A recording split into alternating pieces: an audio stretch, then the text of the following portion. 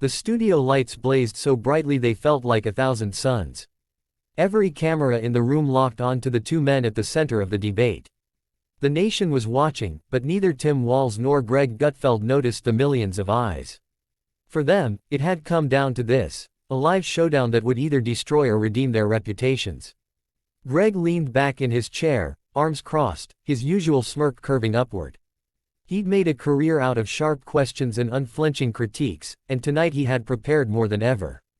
Across from him, Tim Walz sat upright, hands clasped, his usually calm demeanor betrayed by the tightening of his jaw. He had agreed to this appearance to defend his policies and his principles, but inside he was wrestling with more than just a public argument, he was fighting his own sense of self-doubt. The opening question hit like a thunderclap.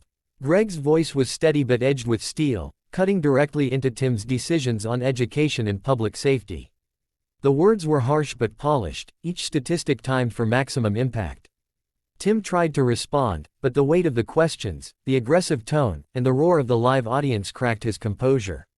For a moment, silence hung between them, heavy and suffocating. "Governor," Greg pressed, "can you explain to the American people why your policies have led to these outcomes?" Tim swallowed hard. The camera zoomed in on his face, beads of sweat glistening on his brow. At that instant, the world seemed to shrink to a single spotlight and a single question. He remembered the promises he had made to his supporters, the long nights in community halls, and the quiet prayers he had whispered before difficult decisions. It wasn't just about politics anymore, it was about whether he could stand for what he believed in when it mattered most. And then it happened. Tim's voice rose, not in anger alone but in conviction. He spoke of children he had met in underserved schools, of parents working 3 jobs, of veterans who felt invisible. He recounted the pain, the hope, and the determination he had seen across his state. His words grew stronger, more emotional, his hands now gesturing with the intensity of someone speaking from the heart rather than a script. The audience, expecting another shouting match, fell silent. Even Greg tilted his head, his expression softening for a fraction of a second.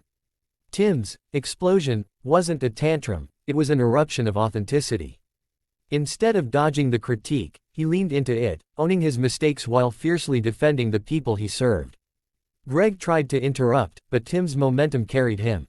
He transformed the moment of perceived defeat into a rallying cry, turning pointed questions into opportunities to reveal the human stories behind the statistics. Viewers at home began to lean closer to their screens. Social media lit up with posts like, "This is the first time I've really seen his heart," and, "He's not just a politician, he's a person."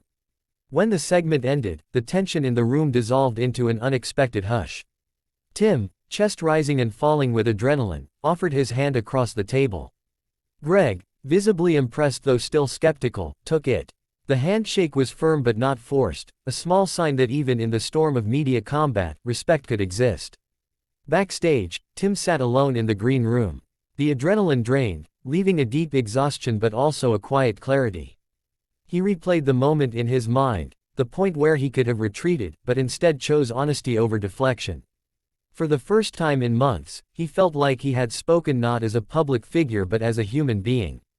Outside, a producer showed him his phone, messages of support flooding in from across the country. People weren't praising a perfect record. They were responding to vulnerability, passion, and courage. Tim realized that being destroyed on live TV wasn't the end, it was the spark for a rebirth of trust. The episode would be talked about for weeks.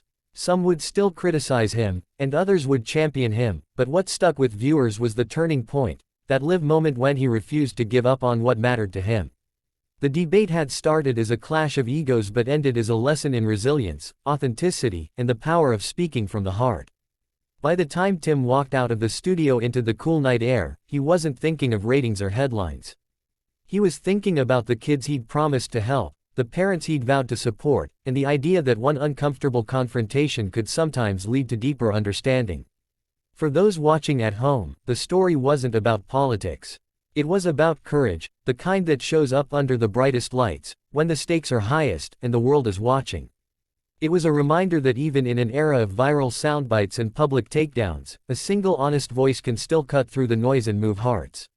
And that's how a seemingly destructive moment became a defining one. proving that sometimes the most powerful explosion on live TV isn't about anger at all, but about revealing who you truly are.